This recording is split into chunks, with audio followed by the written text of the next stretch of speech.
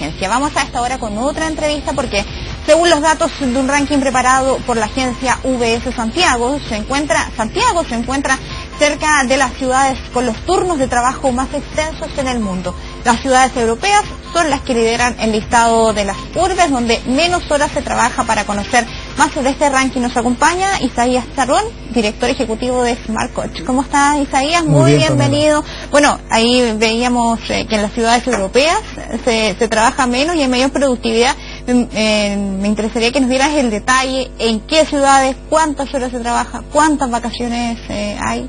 Sí, hay un ranking, Pamela, respecto a cuáles son las 10 ciudades con menor cantidad de horas a la semana de carga laboral, donde lideran ciudades como París, como Lyon, Moscú, Gotemburgo, que es un caso muy excepcional en Suecia, y estamos hablando de jornadas que van desde las 6 horas diarias hasta las 7 horas diarias, que a nivel mensual, a nivel anual, hace una diferencia muy importante con la carga horaria que tenemos en una ciudad como Santiago, y también cómo se relaciona esto con la cantidad de días de descanso al año que las personas tienen, que es muy variable. Ahí hay que revisar más en detalle el número, porque no necesariamente en los lugares donde se trabaja menos horas diarias hay más vacaciones, aunque hay casos excepcionales que llegan hasta 31 días legales de vacaciones al año, además de tener una carga diaria mucho menor que la que tenemos hoy día acá en Chile en general. Y eso, el nivel de productividad, es decir, son altos en proporcional a que si menos horas se trabaja, la gente rinde más.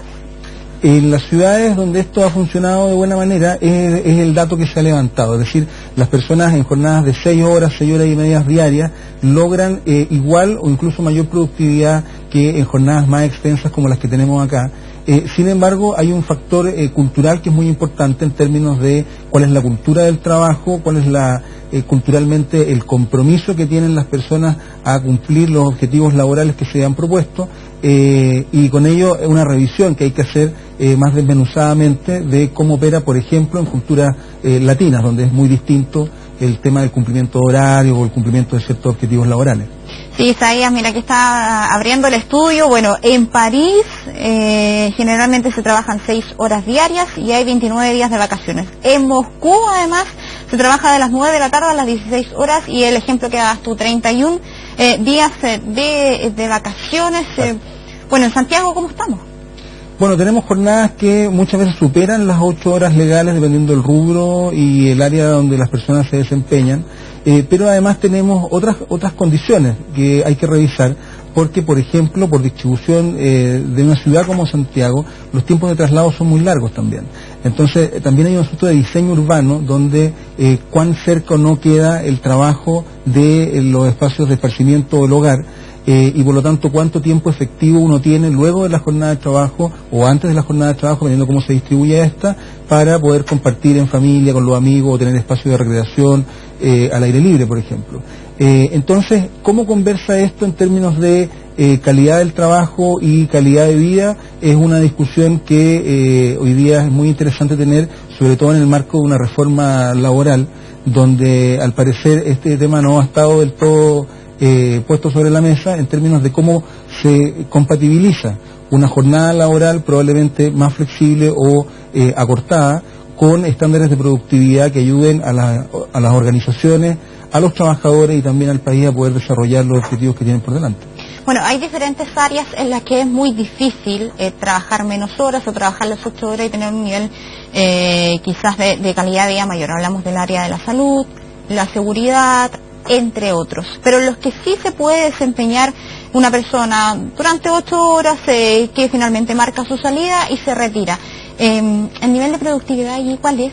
¿Cuánto han influido, por ejemplo, las redes sociales en estos horarios de trabajo? Mira, hay un tema generacional también, porque uno ve en muchas oficinas, por ejemplo, la cantidad de tiempo que las personas destinan a revisar su Facebook o las redes sociales o a ver contenidos que no tienen relación a su trabajo diario. Sin embargo, también hay generaciones que son las generaciones probablemente más jóvenes, que este tema del multitasking es parte del ejercicio de productividad que tienen y no afecta directamente a su rendimiento en términos de resultados concretos. Entonces, también hay un tema generacional ahí de cómo se gestiona el asunto internamente. Otras empresas han derechamente establecido prohibición de acceso a ciertos contenidos, por ejemplo, tienen sitios bloqueados, etcétera, y esto ha demostrado que muy por lejos de colaborar a mejorar el rendimiento, finalmente lo que impacta muy fuertemente tiene que ver en el clima laboral y en lo que es llamado desde el punto de vista del desarrollo organizacional el engagement, es decir, el compromiso que tienen los trabajadores con su organización, en una organización que pudiese parecer en ciertos rangos un poco punitiva y restrictiva a el desempeño de cada uno de los trabajadores. ¿Cuál sería la solución o propuesta que ustedes podrían entregar para poder mejorar este tema cultural en Chile, para poder quizás trabajar menos horas? ¿Existe una solución para eso en un corto plazo? Tiene que ser muchos años. Una de las cosas que uno puede mirar cuando ve los casos exitosos, por ejemplo, hay casos muy interesantes en Suecia, en la ciudad de Gotemburgo en particular, con la empresa Toyota, con también funcionarios públicos de la salud, donde han incorporado jornadas más reducidas y han visto un aumento importante en la productividad y en la satisfacción personal de los trabajadores por tener tiempo para poder hacer otras cosas. Una de las cosas que hay que considerar ahí tiene que ver con cuál es la relación entre los trabajadores y el empleador, entendiendo que es un vínculo ganar-ganar en pos de un propósito común y no que son antagonistas, que muchas veces en las culturas como la nuestra es parte del discurso permanente, donde por un lado están ciertos derechos y otros deberes, etcétera, y se pone esta relación en un antagonismo que no necesariamente colabora a tomar ciertos acuerdos dentro de las empresas para que las personas puedan, por un lado, cumplir sus objetivos y por otra parte poder tener mayor beneficio y también jornadas más reducidas. Y por otra parte ver también cuáles son aquellas labores dentro de las organizaciones que están más relacionadas con cumplimiento de metas y objetivos que con cantidad de horas sentado en un puesto de trabajo o presente dentro de la organización. Encontramos muchas organizaciones con estructuras muy clásicas donde podemos ver que es más importante cumplir con el horario que hacer un trabajo proactivamente o ser un aporte real a un proceso dentro de la organización. Versus otras que en realidad tú podrías incluso trabajar de tu casa, pero cumpliendo ciertos objetivos, entonces tú podrías también acceder a estos otros beneficios. Creo yo, Pamela, que acá es muy importante tener en cuenta que hay un asunto cultural, de cultura del trabajo, que es diferente en distintos países y continentes, y que es muy importante tener presente a la hora de poder imaginarnos la implementación de políticas de reducción de la jornada laboral, que es sin duda la experiencia hasta ahora a nivel internacional muestra que son muy positivas para ambas partes. ¿Pero es una cosa cultural del trabajador o del empleador o de ambas partes? Lo digo porque en ocasiones, si la gente cumple sus 8 horas, podríamos decir como que se ve feo, se va tan temprano, un término muy chileno que es la zapatilla de clavo, claro, que es muy utilizado. Entonces, ¿qué pasa ahí? ¿Cómo cambiar esa mirada? A ver, tenemos una mirada en muchas organizaciones muy antigua del trabajo, que tiene que ver más con la fuerza laboral presente que con este tema de la productividad y eficiencia, que son conceptos que vienen mucho después dentro de la gestión de las organizaciones. Entonces, efectivamente, hay organizaciones que ven muy mal, como hay otras que ven muy mal el desarrollo de hora extra, por ejemplo, y que no es una señal de compromiso, sino que es una señal de ineficiencia y que pone en riesgo también la salud del trabajador y por lo tanto los objetivos colectivos del equipo. Entonces cuando yo te comento que esto es un asunto cultural, a lo que apunto no solamente a la cultura del trabajador, sino que es a la cultura en general, a la cultura nacional de cómo se ven estas cosas, y es muy simple, es cosa de ir a ver, por ejemplo, las discusiones normativas del mundo del trabajo, legales del mundo del trabajo, y uno ve que va más allá incluso de una empresa y un grupo de trabajadores, sino que va en una mirada social que se tiene sobre el trabajo y las relaciones laborales, que por cierto es un espacio de interés y tensión muchas veces, pero donde es muy necesario poder llegar a acuerdo, porque todas las personas somos trabajadores en algún espacio, en algún tiempo, en algún lugar, y por lo tanto debiéramos estar todos muy comprometidos a que el espacio de trabajo cumpla con objetivos, sea productivo y además nos otorgue calidad de vida. ¿Esta situación es transversal en el mundo público como en el privado? Sí. ¿O se da más en algún sector? No hay grandes diferencias en ese tema. De hecho, se ha visto, por ejemplo, en los países o en las ciudades en que se ha implementado una jornada reducida que funciona de igual manera el aumento de la productividad tanto en espacios públicos como privados, porque están muy soportados por el acuerdo entre las partes involucradas, trabajadores y organización, y también por un compromiso y una cultura del trabajo que, si uno lo pone muy en chileno, que es no sacar la vuelta y hacer lo que hay que hacer y hacerlo de buena manera, y tener un compromiso no solamente por ser más eficiente y productivo, sino que también por la calidad de lo que se hace ahí, para luego tener mayores beneficios y poder disfrutar en familia, con los amigos y en otros espacios del tiempo adicional que todos sin duda nos encantaría tener. ¿Qué puede hacer un trabajador que no puede reducir su jornada laboral, que trabaja 12, 13 horas al día, para poder aprovechar más su vida? Lo que decías, compartir con la familia, con los amigos, 2 horas de traslado a la casa. Sí. ¿Qué solución se le puede dar aquí? Mira, hay temas que a veces puede parecer que escapan a las manos de uno, pero que son importantes, y hay mucha gente que lo está haciendo cada vez más, de poder elegir espacios de trabajo más cercanos al hogar, de manera tal de que estos tiempos de traslado se vean reducidos, o incluso, que ha crecido mucho en los últimos años, el tema de los emprendimientos. Es decir, voy a crear un espacio donde a lo mejor voy a dedicar la misma cantidad de horas que dedico hoy día, 10, 12 horas, o quizá un poco menos, pero va a tener otras retribuciones, no solo económicas, sino que también de satisfacción personal y de flexibilidad para poder compatibilizarlo con la vida familiar. También es importante poder ponerse de acuerdo dentro del espacio más personal en una programación de tiempos, momentos y lugares que van a estar resguardados del trabajo. También encontramos muchas personas hoy día que incluso pueden estar ya en la noche acostados en su casa y están revisando los correos del trabajo, o están viendo algunas cosas que invade profundamente un espacio que también es necesario, porque no solo es productividad y no solo es cuánto dinero vamos a ganar por el trabajo que realizamos, sino que también calidad de vida y felicidad de las personas en el amplio ámbito, más allá del trabajo también. En Chile tenemos en promedio 15 días de vacaciones, salvo en algunas empresas donde a través de negociaciones colectivas se pueden negociar más días. ¿Son suficientes 15 días de vacaciones, considerando el ritmo de trabajo que hay en Chile? Mira, pudiese hacer mucho más si el tiempo que trabajamos hoy día se gestionara de una manera diferente. O sea, vamos siempre al tema del tiempo y el tema cultural. Uno pudiese gestionarlo de manera distinta. Ahora, hay un tema importante, por ejemplo, cuando uno mira la satisfacción que tienen las personas sobre sus días de vacaciones en Chile, uno encuentra de que parece que nadie nos enseñó a planificar nuestro tiempo en general, y tampoco el de las vacaciones ni el del descanso. Entonces está bastante estudiado de que la primera semana, por ejemplo, de vacaciones, las personas la gastamos en desconectarnos del trabajo, y todavía no estamos en un espacio de descanso. Y recién la segunda semana empieza esto, hasta que ya hay que prepararse el regreso. Entonces, finalmente, en tiempo de desconexión laboral para poder desempeñarnos o relacionarnos en otros espacios, tenemos más bien una semana o un poquito menos que estamos disfrutando ese momento. Entonces, si bien las vacaciones siempre pudiesen ser distintas, hay ejemplos de países que tienen mucho menos de vacaciones, y otros que, por cierto, como lo revisamos, tienen hasta 31 días legales de vacaciones al año. También es importante aprender a gestionar los espacios personales y respetarlos en términos de cuáles van a ser aquellos que van a estar destinados a nuestra labor profesional, laboral, y cuáles van a tener que ver con desarrollo personal y con encuentros familiares también. ¿Qué países están peor? Hemos hablado de Chile, que la verdad es que no está muy bien en comparación a países europeos, pero hay casos mucho más críticos. Japón, por ejemplo, que lo hemos visto incluso a veces en noticias bien lamentables.